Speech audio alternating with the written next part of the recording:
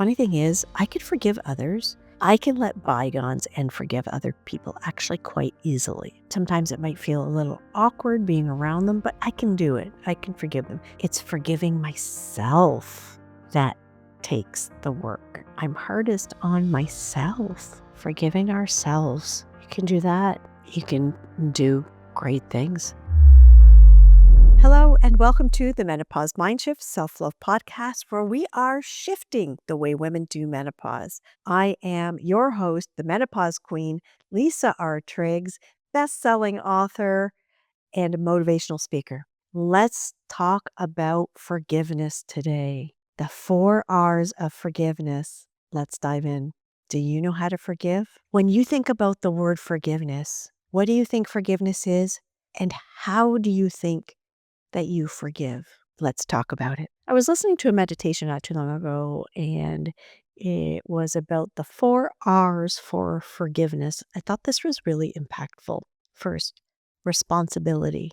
I think that's pretty cool. We need to always take responsibility for our actions, thoughts, words, ourselves. Second R for forgiveness, remorse.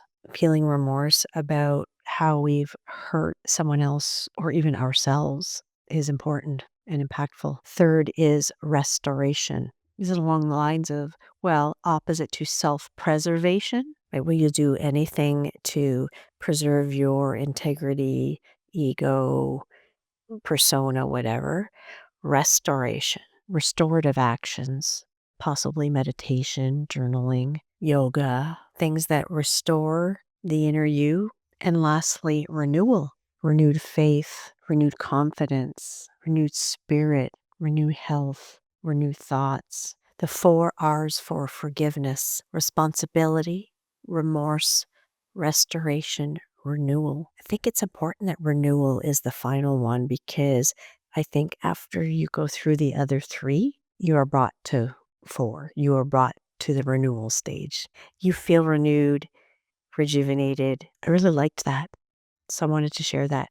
4 R's of forgiveness. Forgiveness is something that I really had to work on. The funny thing is, I could forgive others. I can let bygones and forgive other people actually quite easily. Sometimes it might feel a little awkward being around them, but I can do it. I can forgive them. It's forgiving myself that takes the work. I'm hardest on myself. So that's the big one. Forgiving ourselves. You can do that. You can do great things. I think forgiveness has been one of the key things in my transformational journey, is the forgiveness. And at first it was forgiveness of other people, because when we think about forgiving someone, we paint ourselves as victims. They've done something to us, so we need to forgive them. They've hurt me. They've physically, mentally, emotionally, even spiritually abused me, took me for granted, didn't love me, didn't support me. So those are the external things that we think about when we think about forgiveness. Those are the external forces that I think the ego would want to do, the outside. But what really takes, I think, brave, courageous work is to forgive yourself and move forward with strength and love and knowing and freedom. I think sometimes we get caught up in forgiving who we should forgive, how we forgive, why we forgive, when it all starts with ourselves, right? If you're going to hold a grudge against somebody, it's because you've got something going on in you. I believe it was Matthew McConaughey, actually. I heard him say this in a quick thing before, that if he snapped at one of his children, or, he had to stop and say, oh, it's not their fault. What's going on inside of me right now making me want to react that way? So that, to me, goes hand in hand with forgiveness, because we carry stuff around with us, right? We carry stuff around with us, and it makes us feel heavy. It makes us feel burdened, makes us feel yucky and depressed and unhappy, and we allow it instead of choosing to lighten up. I'm guilty. I am guilty of taking so much, like everything. I was a very serious person. And I think that's because I was carrying a lot. I was carrying a lot on my shoulders. I was carrying a lot in my heart. I was carrying a lot in my head. I was carrying a lot, and it was showing in my physical body, tired, stressed, depressed.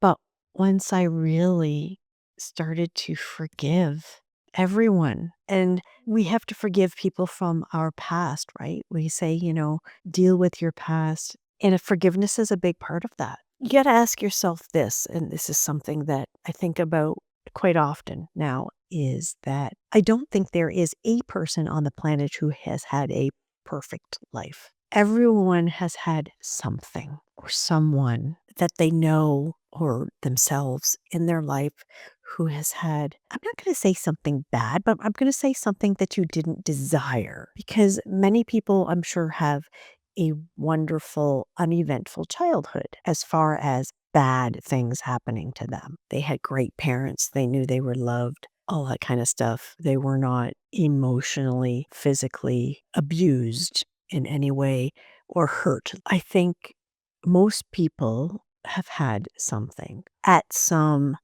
caliber. Of course, there are always different magnitudes, and it isn't always something from your childhood.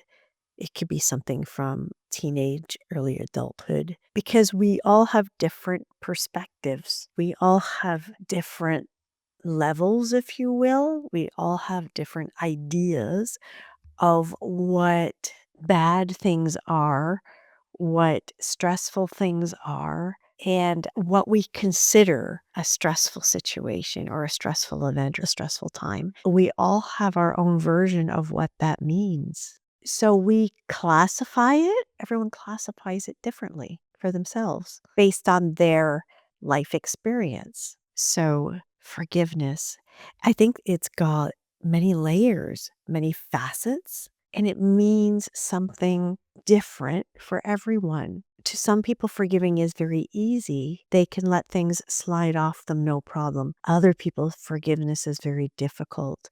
They hold on to things, they hold grudges. I am guilty of actually wanting revenge or wanting to have the last word because I felt insecure in myself and afraid. I lived with fear and I let that fear control me and I let those insecurities control me. So I had a hard time with forgiveness. I wouldn't let it go. I carried it. I carry it with a grudge. I have really bad forward head posture probably because of that. I'd always tense. I could feel it. I had a hard time relaxing, relaxing my actual body, relaxing my actual mind. But yeah, I'm guilty of not taking the steps to forgive other people properly, having those grudges because of my own securities, FOMO, if you will, fear of missing out. I grew up and I didn't feel part of things for the longest time. In my high school years, it was better because I was part of the band. So it was kind of wonderful. There were a lot of us. It wasn't really overly clicky. We all kind of, were one big group. And that was a really great experience. And I think we see it even through adulthood in our jobs that we have in the office. There might be, one little group that is together more, they hang around together more, and you might be on the fringe, you might be part of it. For me, I have always felt different. I spent a lot of time alone as a child, so to this day, I beat to my own drum, and I'm okay with that. The funny thing about that is I have always been okay with that in that matter. I have never been a follower. I have always said, I don't care. I'm doing my own thing. But yet at the same time, I would have the fear of missing out because I wanted to be part of the popular crowd or whatever. So I really learned to have my own self confidence in doing this work and knowing of myself. So, you know what? It doesn't matter what they're doing. I just need to worry about me. And the funny thing is the more that you do that, the more that you just worry about yourself and not what other people are doing, the more you actually find that you'll be accepted into that. You might find that all of a sudden, you walk into the break room and they say, hey, why don't you come over and have lunch with us? Or, hey, we're planning this. Would you like to join us? Because by changing that perspective and worrying about what's going on with you, you're actually putting that generous, that kind, that nice energy out. And I have done this. I have learned how to do this. This is one of the things I really learned how to do that has helped me forgive even from way in my past properly, is to, when I'm doing my journaling, is to send love for that whomever and actually write down the words that I forgive them and that I forgive myself, sending love their way. It's a much more freer, happier existence in order to do those exercises. Because you're wondering, how do I do that? That's how. Calming your mind, taking time for yourself during meditation. Absolutely. And using the visualization part. Visualize yourself with these people if that matters to you. If not, see yourself just doing your life your way and being happy with it, because you might not always be called, you might not always supposed to be part of these people's lives for whatever reason, because maybe they have different values than you. Maybe that's why you don't fit in, so to speak, with them. And that's okay. You have to know that that's okay. I did have this recently when I was in Las Vegas. We have a group of women, and there are a few of us that felt very segregated from the other ones, even though we are wonderful as a group. I really like all the ladies, but there are a few of them who seem to be lumped together and they're doing wonderful things. And I had to stop myself because I started to feel jealous. They're getting accreditation. They're just given a plaque because they did this nice thing. I felt myself getting jealous and left out. Why? I could have gone and done that with them. I chose not to. I tell myself I have my podcast to record on that afternoon, as it turned out, and also the time frame from where I was at, I couldn't see it working to be able to go take part of this event. So that was a choice I made. Now, I didn't know that they were going to be presented with an award or anything like that. And not that that matters, but that's what I mean. I felt the FOMO. I felt the fear of missing out. I said, oh, wow, I missed out on being a part of that. But I had made the choice. I need to record my podcast now. So I'm unable to go and take part of this. So I struggled with it for a little bit. I felt left out, myself and a few others. We felt like there was them and us. But here's the thing, nobody said anything about that. That was something that I was doing. I was putting that. So I let that go. I said, no, I'm going to appreciate these lovely women for who they are and what the wonderful things that they're doing. That doesn't mean that I'm not doing great things too, and that I'm not doing things in my own way. They probably don't even think of it, probably don't even think of the fact that, that we're feeling left out and all that, because that's not their responsibility. That's my responsibility. That's my responsibility to feel like that. It's my responsibility to not feel like that, to be more confident in myself.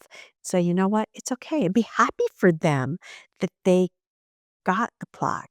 And I am. I'm absolutely. If I feel bad about myself for not doing more, that's on me. Do more. But these are the things.